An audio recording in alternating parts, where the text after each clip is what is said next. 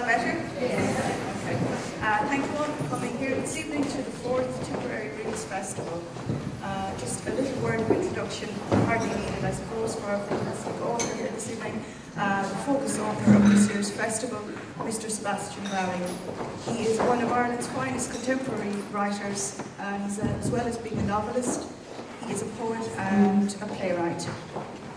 I know that many of you have read his book, Along the Way, which was the focus novel of this year's festival.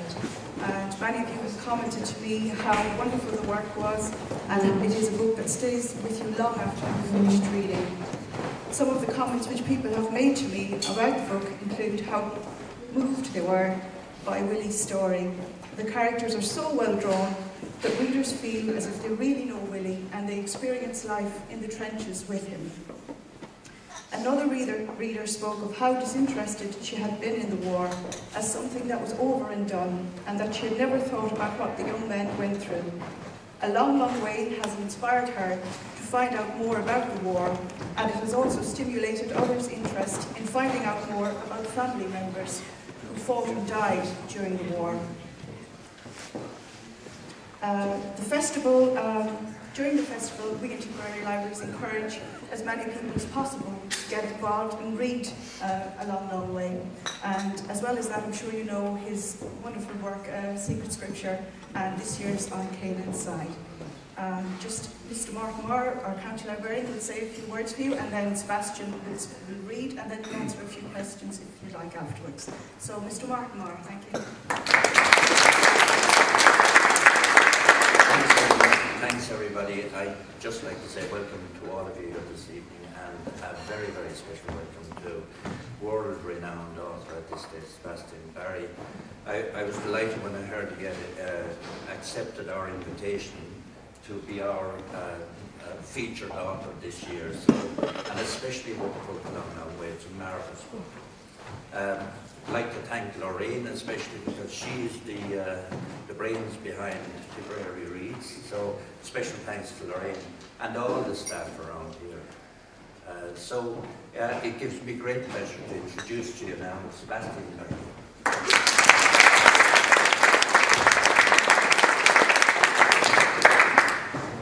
Put this gun aside. Well, the world is, I found, quite a small place. With lovely people in it everywhere, which is good news for the creature we are, I think. This is the very last thing in a 4-month blithering fest, I suppose, where I've come out for the currently on Canaan's Side and been over around America, and you do get an intense impression of the world as entirely local. I think that's our saving grace that we have created, at least that in our complicated world.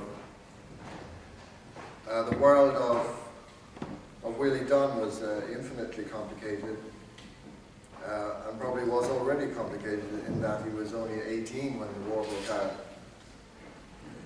and didn't get to be much more than 22. So in a sense, part of his burden and job is to grow up in the 3 or 4 years in such a place, to try and grow up in the fields of Flanders. It's a few years since I wrote this book, and it's been quite poignant for me revisiting it, just to read it in Tipperary. And it's a good number of years since I did. And I was sort of pleased to find the men well in it, if you know what I mean. Still in the trenches and still cursing. Which is part of the magic of the book, I suppose. But I just read, I'm going to read for about 25 minutes, and then you can be thinking of devious and difficult questions while I'm doing that. And then I shall answer them as best I can. It's obviously quite mysterious and wonderful to bring this book to Tipperary, since the title is from your song. And it's the place that soldiers who were from Jerusalem or China or wherever, who used to sing the song Tipperary, wanted to be instead of being at that war. So it became a kind of mythical place for a lot of nationalities because everyone sung the song. I mean, I think even the Germans sang Tipperary. And I'm sure some people wondered, did it even exist? But as we can see, it does exist. This is something that happened, actually did happen in 1915. This is in the book, and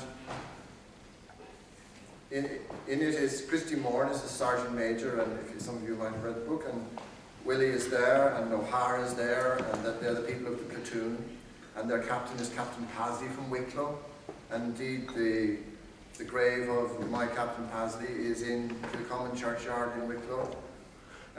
He lies there. Well, his and his brother's name are on the stone, but of course their bodies aren't there.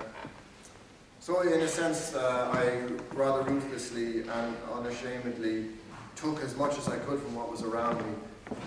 And indeed, the man, Christy Moran, who I sent to Flanders in a way to look after Willie, is a man whose name actually is a real man who was the builder in my house for 3 years, whom I grew to love, and I thought he was the ideal person to send back 90 years to look after Willie. And he's a man from Dunleary. I don't know if any of you know Dunleary. But anyway, so this is something that happened to them. You would know possibly what's happening, but they don't know what's happening throughout. This was the first time in the war this particular thing had happened, and it just so happened that the Irish were there. The Dublin Fusiliers were in trenches. I do have to sing 3 seconds Tipperary. Just close your ears, and then it'll be all over. You just imagine this is just a soldier in the trench just singing it to himself with his back against the rain. It's a long way to Tipperary. It's a long way to go. It's a long way to Tipperary, and the sweetest girl I know. Goodbye, Piccadilly, farewell, Leicester Square. It's a long, long way to Tipperary, but my heart lies there. Then a different day arrived. Everyone had had a lash of tea, and there was a lot of farting going on after the big yellow beans that had come up around 12. As usual, after they'd eaten, they were beginning to look at each other and think, this St. Julian wasn't the worst place they'd been in. It was the essential illusion bestowed on them by full stomachs. A breeze had pushed through the tall grasses all day. There was a yellow flower everywhere with 100 tiny blooms on it. The caterpillars loved them. There were millions of caterpillars the same yellow as the flowers. It was a yellow world. Captain Pasley was in his new dugout writing his forms. Every last thing that came in and every last thing that went out was accounted for, items and bodies. Captain Pasley, of course, was obliged to read all the letters the men sent home, and he did, word for blessed word. He thought it might break a man's heart to read them sometimes. There was something awfully sad about some of the soldiers' letters. They didn't mean to make them sad, which gave their efforts to be manly and cheerful and melancholy tinged, but it had to be faced. God help them, they were funny enough efforts sometimes. Some men wrote a letter as formal as a bishop. Some tried to write the inside of their heads, like that young Willie Dunn. It was a curiosity. The yellow cloud was noticed first by Christy Moran, because he was standing on the fire step with his less than handy mirror arrangement, looking out across the quiet battlefield. That little breeze had freshened, and it blew now against the ratty hair that dropped out of Christy Moran's hat here and there. So the breeze was more of a wind and was blowing full on against Christy's hat and mirror, but it was nothing remarkable. What was remarkable was the strange yellow-tinged cloud that had just appeared from nowhere like a sea fog. But not like a fog, really. He knew what a flaming fog looked like, for God's sake, being born and bred near the sea in fucking Kingstown. He watched for a few seconds in his mirror, straining to see and straining to understand. It was about 4 o'clock, and all as peaceful as anything. Not even the guns were firing now. The caterpillars foamed on the yellow flowers. And the grass died in the path of the cloud.